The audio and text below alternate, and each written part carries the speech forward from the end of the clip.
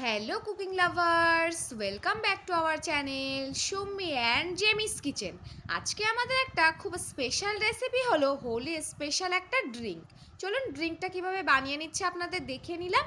প্রথমেই আমরা দিয়ে নিয়েছিলাম বিট লবণ, তারপরে দিয়ে নিয়েছিলাম চাট মশলা, আর দিয়ে নিয়েছি অল্প একটু পরিমাণ মতো চিনি, আর একটু ছাদের গাছ থেকে পাড়া টক পাতিলেবু।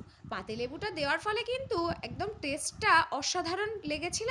তারপরে এর মধ্যে দিয়ে নিলাম আমাদের বাড়িতেই অনেক দিন ধরেই ছিল, মানে একদম পুরানো তেঁতুল, ওই জন্য দেখুন কালারটা কালো হয়ে গেছে। এই তেঁতুল খেলে শরীরে কিন্তু খুব বেশি অসুবিধা হয় না, কারণ অনেকের কাশি সর্দির ব্যাপার থাকে। কথায় আছে পুরানো তেঁতুল খেলে কিন্তু শারীরিকভাবে কোনো রকম অসুবিধা হয় না।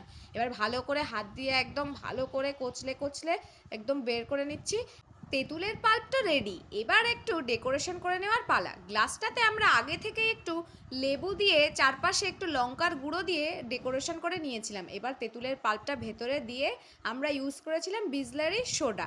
সোডা ওয়াটারটা কম দামে বেশ ভালোই পেয়েছিলাম।